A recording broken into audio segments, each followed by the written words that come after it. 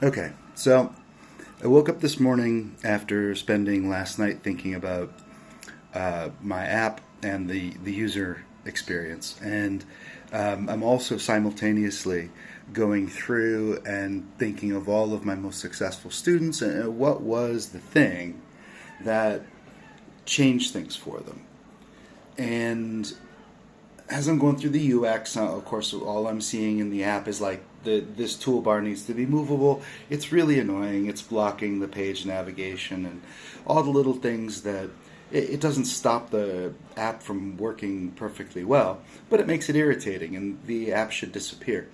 So, I'm a month or two probably from completing the MVP, and it'll be much better. But what it got me thinking about was what was it? What's the through line of all of these different students? Because I have one student who he went to Stanford, and he blew me away because in one of his valedictorian speeches, he said that he didn't think that art was important, and that I think the words that he used was that it opened up human history for him in a way that made him realize that art tells an important story, and that was huge for me. I didn't think he was. I knew he was paying attention. Don't get me wrong. I just I didn't understand that because I approach art history with material science, psychology, it translated. And I think of a student I had in my makerspace in Detroit, and he learned how to be a powerhouse of running projects and making everyone feel like they were important in the process, which, of course, if you've ever run a project that's really challenging, they are. And making them feel it is difficult, especially with all the different demands that are placed on people. So I was also thinking, obviously, I spent my first, you know, 12 years as an art teacher, and getting people to go deep within themselves, be vulnerable, find the difficult things, and just get to the point where they know what they're doing and that they've fully committed to this may not be the project, but I have to get to the bottom of this set of ideas. And it places the art as the hero. The project goal itself becomes in some ways more important than you. And I think that this model of service, this way of externalizing ourselves, it's an incredibly powerful move. And I think that in a way we are all the heroes of our own story. In Spanish works differently. So one of my students came up to me and said, "Quiero ser protagonista," and so that's about as direct as you're going to get. I want to be the protagonist. And that's why he was talking during my lecture. There was nothing personal about it. He was super liked me, it turned out. I was pretty surprised. But in fact, he just really wanted to be the star. And I think it's a need. I think it's healthy in its place. And I think that we need to cultivate that towards our art. People say treat your art like a child. Treat it like you're taking care of somebody else. And I think that that's a different way of saying the same thing, which is that you need to make your art the protagonist. And you need to know when to be ambitious for yourself and when that ambition for yourself requires you to be ambitious for the work and the project idea and the inquiry in its own right. So what does this mean? You're working on a portfolio. You want to invent an app. You have an idea to do something interesting, or deep down, but you don't know what it is, that you have these ideas and you need to build. You need to be the person who creates this stuff. And it makes you vulnerable, and it makes you go all of these things. The armor, the thing that protects you, is devoting yourself to a creative practice that externalizes it. Sometimes the act of having your artwork made is simply getting the ideas out so you can see them on their own terms. And I think this is a really powerful move. And this is why when I always have in my apartments when I can, a little gallery wall where I can see my artwork. And it's because this conversation happens. I look at it. I think about what am I doing structurally? What am I doing topically? What is my strategy? Why is that unfinished? There's something about the way that the negative space works that makes me think about the structural juxtaposition of the two patterns between the leaves. And this is the series that I've done now. This is my second run. 2005, 2008, around then was the first run. And I was growing these giant sunflowers. And then I found a variety that had a sunflower head. It's a wild variety. It's all over the place, at least in Chicago. And there's this area in Chicago where the office buildings between the Target and the rail lines, there's no way to build in this spot.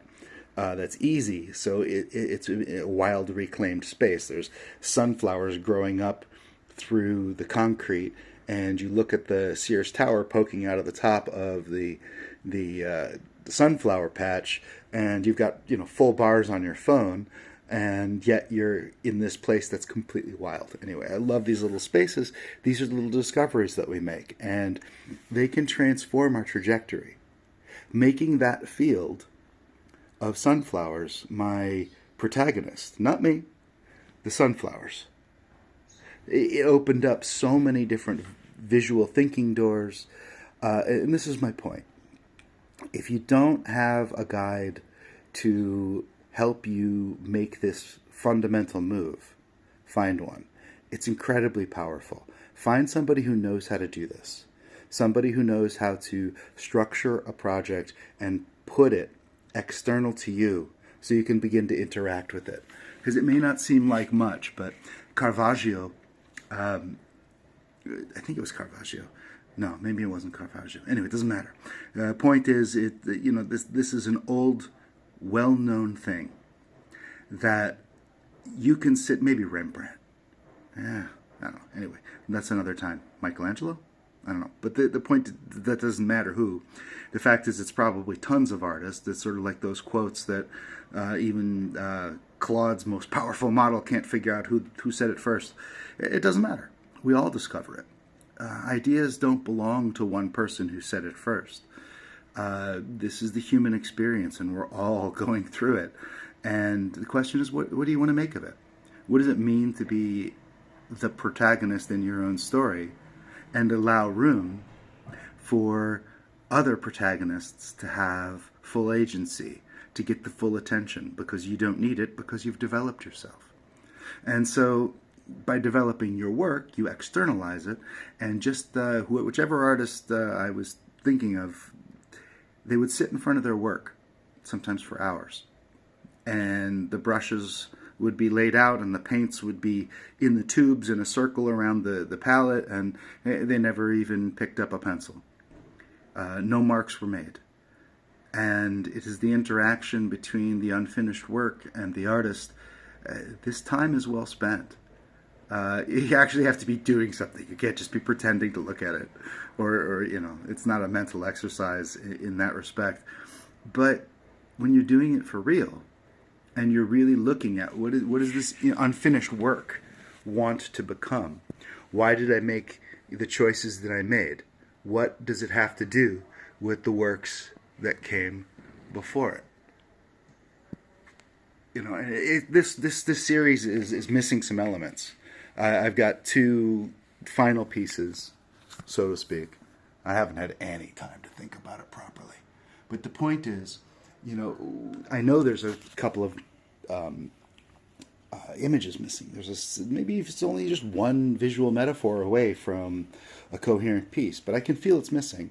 I don't have time to give it the attention it deserves, and so I'm neglecting this particular child, working on my apps and trying to figure out exactly what is the product that I've been giving students for 26, 27, I don't want to think about that, that's crazy.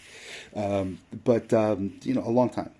And I think that this core move of shifting the way that you relate to your work, where you are the steward, you are taking care of it, just the same way that instead of seeing a field as something that you can mine for resources or grow wheat and make money, if you look at your art as a sovereign thing, then you can become sovereign yourself. If the art and the work that you produce can have its own desires and intentions, then it gives you an externalized workshop. And those of you who've watched my videos know I'm obsessed with sketchbooks. And it's because it is this most simple, basic tool for taking your thoughts, writing them in words, drawing pictures, doing full paintings, doing sketches that look like little kids, were just playing, but the work can look ridiculous, but the ideas can be recorded. In your sketchbook, you can dance, you can sing. It's like a poem. You can do all of these things at once.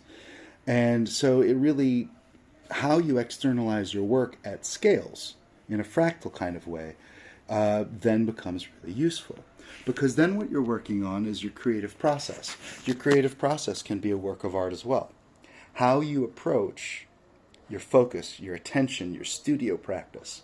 If you think about these things in this way, you begin to be able to craft and move your own attention. It's kind of like yoga or Tai Chi, where you're deliberately changing the awareness of your body, your creativity, the goals of what you want to accomplish.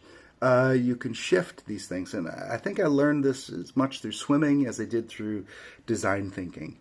And swimming is just the discipline of doing the same thing and looking at the tiles 6 hours or 5 hours a day. I guess 6 was only during Christmas. But, you're every day in the water at 6:30. It's horrible and also wonderful. And those disciplines are necessary. And showing up to your drawing desk, just even if all you do is sit there. You got to be a mule and just do the work sometimes. But then there's the other aspect, which is, just being able to control your own attention, to decide what you're doing doesn't serve the project, and then searching for what does serve the project. And I think this might be the most powerful move. And that's where design thinking comes in, also a creative cycle, just like the sunflower as it blooms. And so the idea of opening in a cycle towards an experience you want to give other people, which is what design thinking ultimately is. It's a human design practice that you're trying to give somebody an experience. Sometimes you build an object. Sometimes you build a process. Sometimes you re-give a birthday present. That's a favorite design thinking exercise from the D School. The simple one that most teachers start with their first time teaching it is design a wallet. Something that does something very, very known. Everybody knows the parameters. There's a million variations. How do you design a new one? Or a toilet? That one's fun. But the idea, the kids, the younger kids especially, love that idea. My point is, be the hero of your own story. But don't get too swept up in the ego of being the hero of your story. Let the art be the hero of your story. Because then you're promoting your art, and in a sense it protects you when you feel vulnerable, because it has nothing to do with you. It has everything to do with shaping and packaging the best things that you've learned and offering them in a visual narrative in a way that they can receive your internal brilliance, and you can do it in a way that is authentic, it's honest, and in a way that helps shape the way that they even see the world. And maybe they can adjust their attention at times too. You give them a new way of seeing. And I really do think that letting the art be the hero of your story, even if it's just for a little while, one project at a time, it's powerful stuff.